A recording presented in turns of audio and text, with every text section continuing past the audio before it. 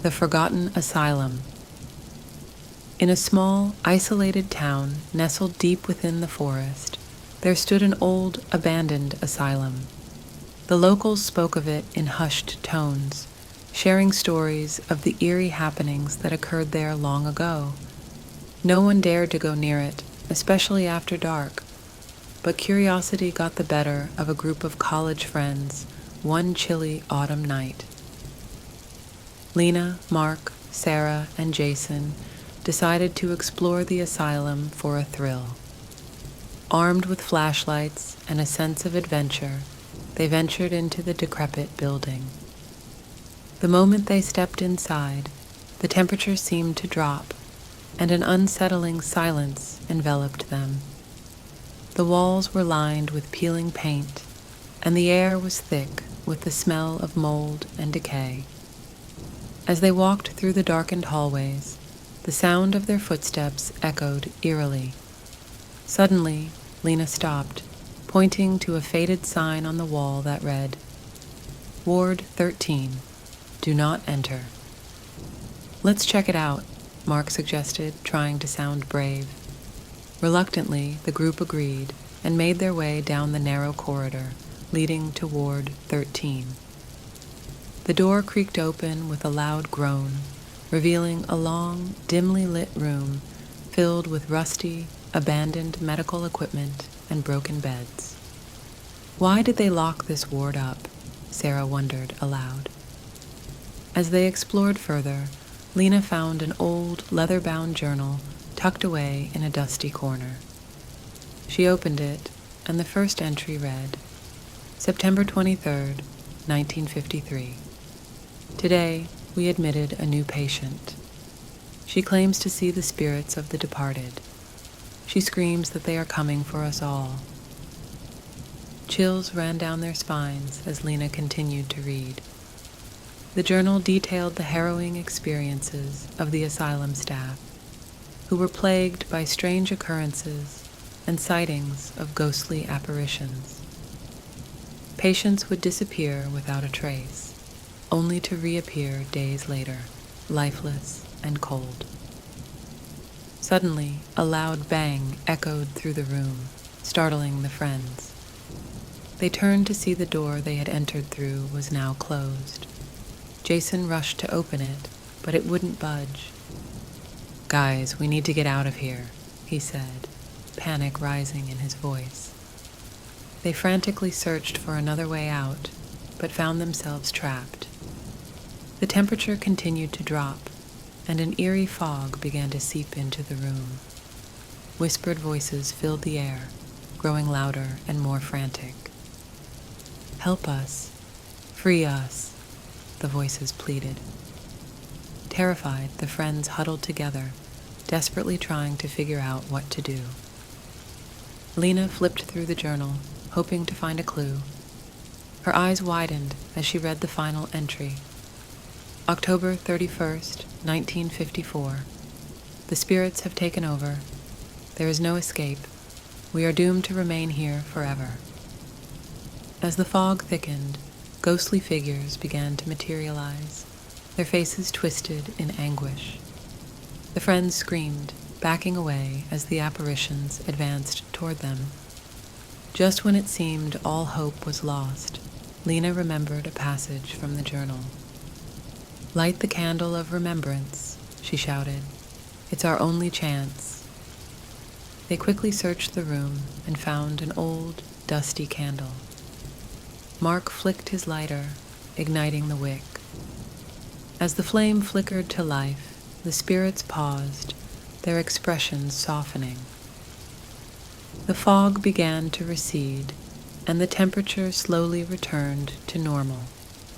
The door creaked open, and the friends wasted no time in escaping the haunted ward. They didn't stop running until they were safely outside the asylum, gasping for breath.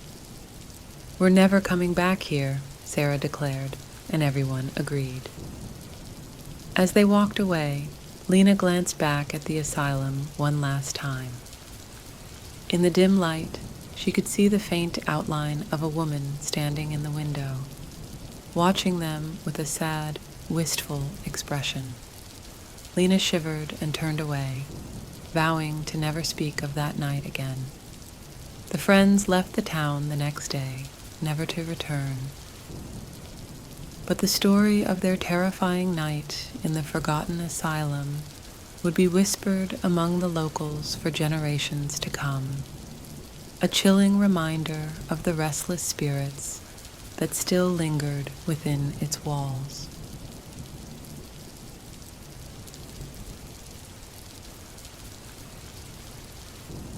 It was a crisp autumn afternoon when Emily Thompson first laid eyes on Blackwood Manor. The ancient estate stood at the edge of the forest, its once grand facade now marred by years of neglect. Vines crept up the stone walls, and the windows, many of them broken or boarded up, stared out like dark, empty eyes. The air around the manor seemed unnaturally still, and Emily couldn't shake the feeling that she was being watched.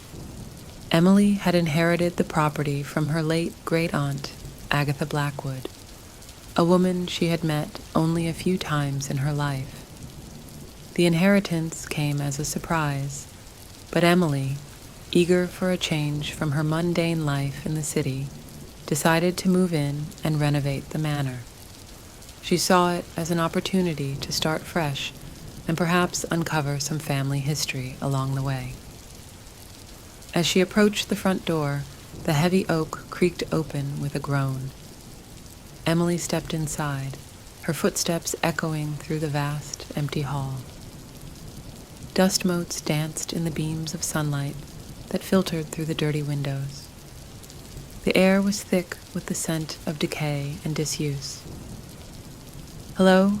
she called out, her voice sounding small and uncertain in the cavernous space.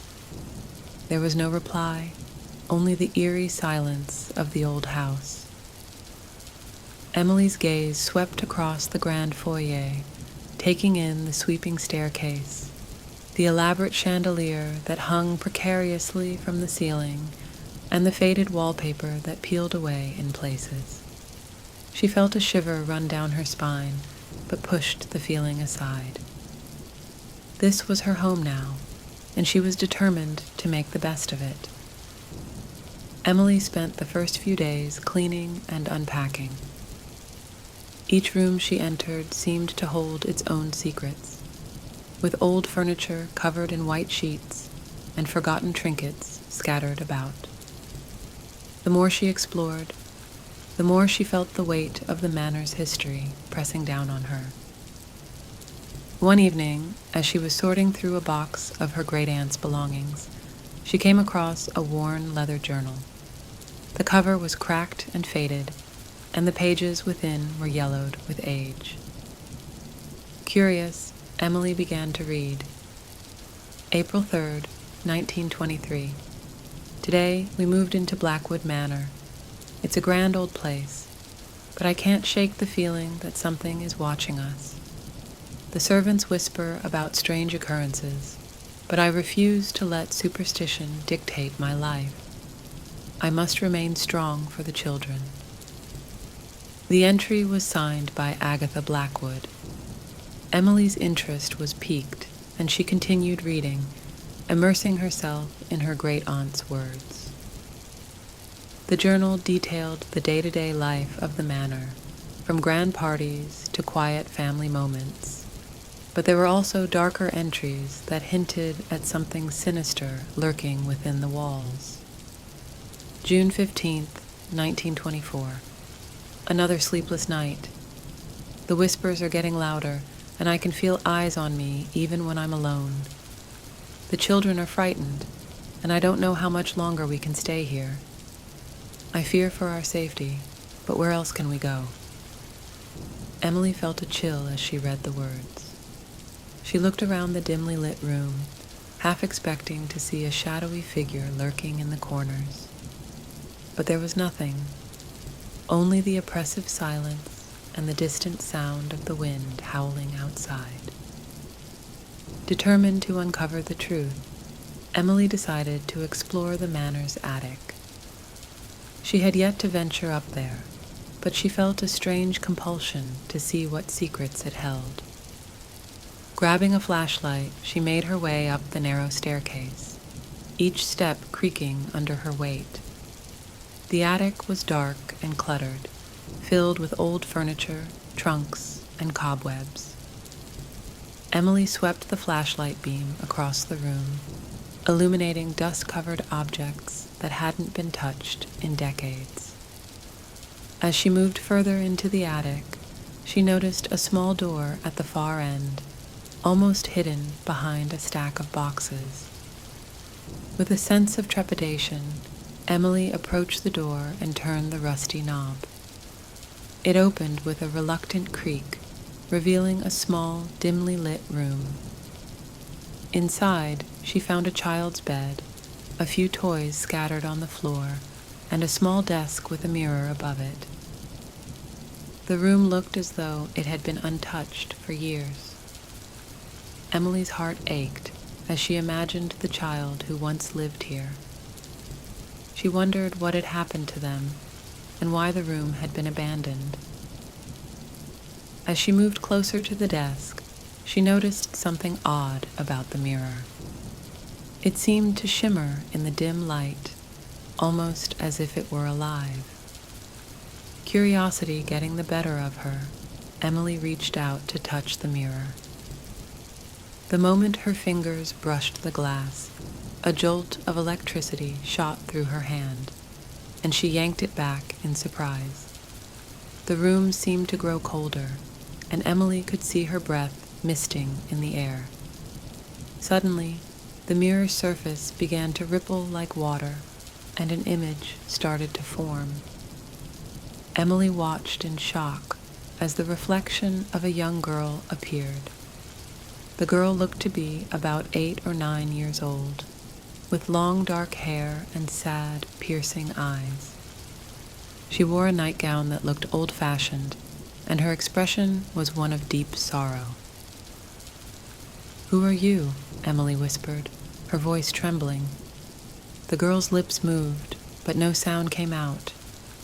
Emily strained to hear, leaning closer to the mirror. Finally, a faint whisper reached her ears, so soft she could barely make it out. "Help me." Emily's heart raced. She wanted to help the girl, but she didn't know how. The image in the mirror began to fade, and the room returned to its previous state. Emily stood there, stunned and shaken, trying to make sense of what had just happened. Determined to find answers, Emily spent the next few days delving deeper into the history of Blackwood Manor. She scoured old newspapers, visited the local library, and spoke to the few remaining townspeople who remembered the Blackwood family. She learned that the manor had a dark and troubled past, with rumors of mysterious disappearances and tragic deaths. One name kept coming up in her research: Isabella Blackwood, Agatha's daughter. Isabella had vanished without a trace when she was just 9 years old. The case had never been solved, and the townspeople whispered that her spirit still haunted the manor, searching for peace. Emily couldn't shake the feeling that the girl in the mirror was Isabella. She felt a growing sense of urgency to help her, to uncover the truth and bring closure to the tormented spirit. But the more she learned, the more dangerous her quest became. One stormy night, as Emily was poring over old documents in the library, she heard a faint, rhythmic tapping sound. At first, she thought it was just the wind rattling the windows, but the tapping grew louder and more insistent. She followed the sound to a small alcove at the back of the room, where an old wooden chest sat covered in dust. The tapping seemed to be coming from inside the chest. Emily hesitated, her heart pounding, before slowly lifting the lid. Inside, she found a collection of old letters, tied together with a frayed ribbon. The letters were addressed to Agatha Blackwood and were dated around the time of Isabella's disappearance. With trembling hands, Emily opened the first letter. It was from a man named Dr. Jonathan Crane, a psychiatrist who had been treating Isabella before she vanished. The letter spoke of Isabella's increasingly erratic behavior, her claims of seeing spirits, and her growing fear that something terrible was going to happen. "Agatha, I fear for Isabella's safety," the letter read. "She speaks of a dark presence that watches her, that whispers to her in the night. I believe she is in grave danger, and I urge you to take her away from Blackwood Manor before it's too late." Emily felt a surge of anger and frustration. Why hadn't Agatha heeded Dr. Crane's warning? What had happened to Isabella? As she read through the rest of the letters, a chilling picture began to emerge. Isabella had been tormented by a malevolent spirit, a dark force that seemed to be tied to the manor itself. Determined to uncover the truth, Emily decided to seek out Dr. Crane. She found an old address in one of the letters and set out to find him, hoping that he might still be alive and able to shed some light on what had happened all those years ago. After a long and arduous journey, Emily arrived at a small, secluded cottage at the edge of town. She knocked on the door, her heart racing with anticipation. An elderly man opened the door, his eyes widening in surprise as he saw her. "Dr. Crane?" Emily asked, her voice trembling. "Yes, that's me," he replied, his voice gravelly with age. "Who are you, and what brings you here?" "My name is Emily Thompson. I'm Agatha Blackwood's great-niece. I've inherited Blackwood Manor, and I need your help to understand what happened to Isabella." Dr. Crane's expression softened, and he invited Emily inside. As they sat by the fire, he recounted the harrowing events that had led to Isabella's disappearance. He spoke of the dark presence that haunted the manor, a malevolent spirit that seemed to feed on the fear and suffering of its inhabitants. Isabella was a sensitive child, Dr. Crane explained. She could see and hear things that others couldn't. The spirit latched onto her, tormenting her day and night. Agatha did her best to protect her, but in the end, it wasn't enough. Tears welled up in Emily's eyes as she listened to Dr. Crane's story. She felt a deep connection to Isabella, a kindred spirit who had suffered so much. She knew she had to help her find peace, no matter the cost. "How can I help her?" Emily asked, her voice filled with determination. Dr. Crane sighed, his expression grave. "The spirit that haunts Blackwood Manor is powerful and dangerous. It will not let go of Isabella easily. You must perform a cleansing ritual to banish the spirit and free her soul. But be warned, it will not go without a fight." Emily nodded, her resolve unwavering. She knew the road ahead would be difficult and perilous, but she was determined to see it through. She thanked Dr. Crane for his guidance and set off back to the manor, armed with the knowledge she needed to confront the dark presence that had tormented her family for generations. As she arrived back at Blackwood Manor, the wind howled through the trees, and the sky was dark with storm clouds.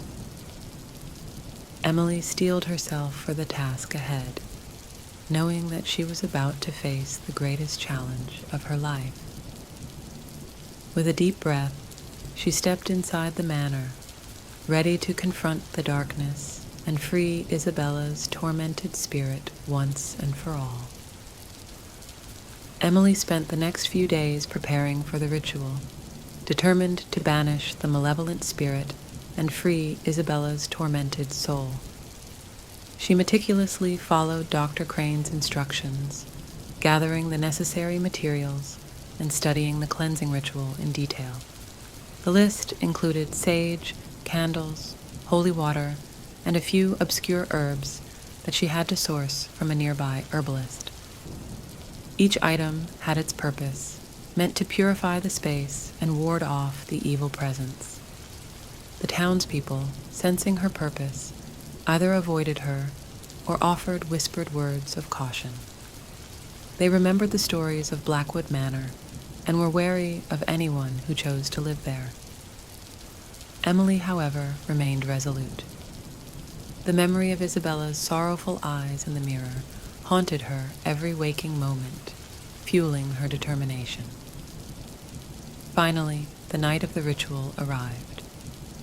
The sky was overcast, and a heavy sense of foreboding hung in the air.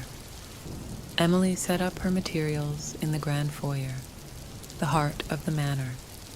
She arranged the candles in a circle, placing the herbs and sage at the center. The holy water was in a small, ornate vial that had once belonged to her great-aunt. Emily lit the candles, their flickering flames casting long shadows on the walls. She began chanting the words of the ritual, her voice steady and clear despite the fear gnawing at her insides. The air around her grew colder, and the shadows seemed to dance menacingly, but she pressed on, determined to see it through. As she chanted, a low, guttural growl echoed through the manor. The sound was inhuman, filled with malice and rage. Emily's heart pounded in her chest, but she didn't falter. She continued the ritual, sprinkling the holy water around the circle and waving the sage to cleanse the space. Suddenly, the candles flickered and went out, plunging the room into darkness. Emily's breath came in short, panicked gasps as she struggled to relight them. The growling grew louder, and she could feel a presence closing in on her. In the dim light, she saw the faint outline of a shadowy figure, its eyes glowing with a malevolent light. "Leave this place," Emily shouted, her voice filled with both fear and defiance. "You are not welcome here." The figure paused, its form wavering. Emily seized the opportunity, chanting louder and more forcefully. The air crackled with energy, and the shadowy figure seemed to recoil, its growls turning into anguished screams.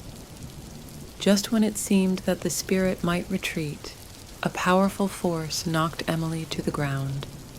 Pain shot through her body as she struggled to get up. The room spun, and she felt a cold hand grip her shoulder, pulling her back down.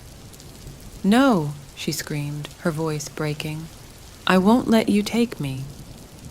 With a final burst of strength, Emily grabbed the vial of holy water and flung it at the shadowy figure. The liquid sizzled and hissed as it made contact, and the figure let out a blood-curdling scream. The grip on her shoulder loosened, and the presence began to dissipate. Emily staggered to her feet, her body trembling. She resumed the ritual, chanting with renewed determination. The candles flickered back to life, their light pushing back the darkness. The air grew warmer, and the oppressive feeling began to lift. As she completed the final words of the ritual, the shadowy figure let out one last agonized wail before vanishing entirely. The manor fell silent, the air clear and still. Emily collapsed to her knees, exhausted but victorious. For a moment, all was quiet. Then a soft, gentle breeze swept through the room, carrying with it a sense of peace. Emily looked up and saw Isabella's reflection in the mirror, her face no longer twisted in sorrow, but serene and grateful. "Thank you," Isabella's voice whispered, clear and sweet. "You have freed me." Tears of relief and joy streamed down Emily's face. She had done it. She had freed Isabella's spirit, and banished the malevolent presence that had haunted Blackwood Manor for so long. Over the next few days, the atmosphere in the manor changed. The air felt lighter, and the oppressive sense of dread was gone. Emily continued her renovations with a newfound sense of purpose and peace. She felt a deep connection to her great-aunt and Isabella, knowing that their spirits were finally at rest. However, her victory was not without consequences. The townspeople, having heard of the ritual and its success, began to view Emily with a mix of awe and fear. Some believed she had brought a curse upon herself, while others saw her as a hero who had freed the town from a long-standing evil. One evening, as Emily was sitting by the fire, she heard a soft knock at the door. She opened it to find an elderly woman standing there, her eyes filled with gratitude. "Thank you," the woman said, her voice trembling. "Isabella was my grandmother. She disappeared when I was a child. You've given my family peace. I wanted to give you this." The woman handed Emily a small, intricately carved box. Inside was a locket with a picture of Isabella and a letter written by Agatha. The letter spoke of her love for her daughter and her sorrow at not being able to protect her. It was a final piece of the puzzle, a reminder of the love and tragedy that had shaped Blackwood Manor's history. Emily kept the locket and letter close, cherishing them as symbols of her family's legacy. She knew that the manor still held many secrets, but she was no longer afraid. She had faced the darkness and emerged victorious, and she was ready to embrace whatever the future held. As she sat by the fire, the flames dancing in the hearth, Emily felt a sense of fulfillment and peace. Blackwood Manor was no longer a place of fear and sorrow. It was her home, a place where she could honor her family's memory and build a new future. The story of the haunting of Blackwood Manor became a local legend, passed down through generations. And Emily Thompson, the woman who had freed the tormented spirit of Isabella Blackwood, was remembered as a brave and determined heroine who had faced the darkness and brought light to the manor once more. Despite the apparent victory over the malevolent spirit, Emily knew that her work at Blackwood Manor was far from over. The ritual had banished the darkness, but the manor still held many secrets, and she felt a compelling need to uncover them. There was also the question of the other restless spirits that Dr. Crane had mentioned, those who had been victims of the dark presence long before Isabella. Determined to bring peace to all the souls connected to the manor, Emily began a thorough exploration of the house, armed with newfound courage and resolve. She methodically went through every room, from the grand ballroom to the musty basement, searching for clues and remnants of the past. One rainy afternoon, while rummaging through the old library, Emily discovered a hidden compartment behind a bookshelf. Inside, she found a collection of dusty, leather-bound books and documents. Among them was a journal that belonged to her great-grandfather, Alexander Blackwood, the original owner of the manor. The journal provided a fascinating glimpse into the history of Blackwood Manor. Alexander wrote of his ambitious plans to turn the manor into a grand estate and his dreams of a prosperous future for his family. However, as Emily read further, the tone of the journal darkened. Alexander described strange occurrences, eerie noises, and unsettling visions that plagued the manor. February 12, 1895. The workers are refusing to continue their duties. They speak of shadows moving in the night and whispers that drive them mad. I fear that something malevolent resides within these walls, something that feeds on fear and despair. Emily felt a chill as she realized that the dark presence had been a part of Blackwood Manor for far longer than she had imagined. It had latched onto her family, feeding on their fears and tragedies for generations. As she continued reading, Emily found an entry that caught her attention. Alexander wrote of a hidden room in the manor, a place where the spirit's power was strongest. He believed that this room held the key to understanding and possibly defeating the entity. March 23rd, 1896. I have discovered the hidden room beneath the east wing. It is a place of darkness and power, where the very air seems to thrum with malevolence. I dare not enter it alone, but I believe that confronting the spirit there is our only hope.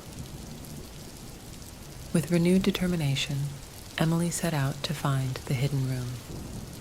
She searched the east wing meticulously, tapping on walls and examining every nook and cranny. After hours of searching, she found a concealed door behind an old tapestry. Taking a deep breath, she pushed it open and descended a narrow, winding staircase. The air grew colder with each step, and a sense of dread settled over her.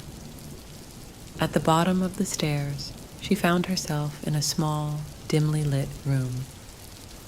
The walls were lined with strange symbols and markings, and an oppressive feeling hung in the air. In the center of the room stood a large, ornate mirror, similar to the one in Isabella's attic room. Emily approached the mirror cautiously, her heart pounding. As she stood before it, the surface began to ripple, and a figure materialized. It was not Isabella this time, but a man with piercing eyes and a stern expression. Emily recognized him from old family portraits, her great-grandfather, Alexander Blackwood. "Emily," the figure spoke, his voice echoing in the confined space. "You have come far, but your journey is not yet complete." "What must I do?"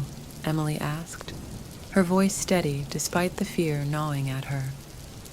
"The spirit that haunts this manor is ancient and powerful," Alexander replied. "It was drawn here by the suffering and despair of those who lived within these walls. To banish it completely, you must confront it in this place of power. You must show it that you are not afraid, that you will not succumb to its darkness." Emily nodded, determination hardening her resolve. She took out the items she had used for the previous ritual, candles, sage, holy water, and began to set them up around the room. As she lit the candles, their flames flickered and danced, casting eerie shadows on the walls. She began to chant the cleansing words once more, her voice firm and unwavering. The air grew thick with tension, and the temperature dropped sharply. The mirror's surface began to swirl, and a dark, shadowy figure emerged, its eyes glowing with malevolence. "You dare to challenge me again?" the spirit hissed, its voice a chilling whisper that echoed through the room. "I do," Emily replied, her voice strong. "You have tormented my family for too long. It's time for you to leave." The spirit lunged at her, but Emily stood her ground. She sprinkled the holy water around the room, the liquid sizzling and hissing as it made contact with the dark entity. The spirit recoiled, letting out a howl of rage and pain. Emily continued the ritual, her chants growing louder and more powerful. The candle's flames burned brighter, and the room seemed to pulse with energy. The spirit writhed and twisted, its form becoming less defined, more ethereal. "Leave this place," Emily commanded. "You are not welcome here." the spirit let out one final, ear-piercing scream before dissolving into a cloud of dark smoke. The oppressive feeling lifted, and the room grew warmer. The mirror surface returned to normal, reflecting only Emily's determined face. Exhausted but triumphant, Emily collapsed to her knees. She had done it. She had faced the darkness and won. The malevolent spirit was gone, and Blackwood Manor was finally free. In the days that followed, the atmosphere in the manor transformed completely. The once eerie and foreboding halls now felt warm and inviting. Emily continued her renovations, and the townspeople, seeing the change in the manor, began to visit her, offering their help and support. One afternoon, as Emily was working in the garden, she felt a presence beside her. She turned to see Isabella standing there, her face radiant with peace and gratitude. "Thank you, Emily," Isabella said, her voice soft and clear. "You have freed us all." Tears filled Emily's eyes as she nodded. "You deserved peace. I'm glad I could help." Isabella smiled and began to fade, her spirit finally at rest. Emily watched her go, feeling a profound sense of fulfillment and closure. With the manor now restored and the spirits at peace, Emily decided to open Blackwood Manor to the public. She turned it into a museum dedicated to the history of her family and the town. Visitors came from near and far to see the grand estate and hear the stories of bravery and determination that had shaped its legacy. Emily found joy and purpose in sharing her family's history, and she felt a deep connection to the manor that went beyond bricks and mortar. Blackwood Manor was a place of resilience and renewal, a testament to the strength of the human spirit. As she walked through the halls, now filled with light and life, Emily knew that she had truly made Blackwood Manor her home. She had faced the darkness and brought light to the shadows, creating a new beginning for herself and her family. And so, the story of Blackwood Manor came to a close, not with fear and despair, but with hope and renewal. Emily's journey had been one of courage and determination, and her legacy would be remembered for generations to come.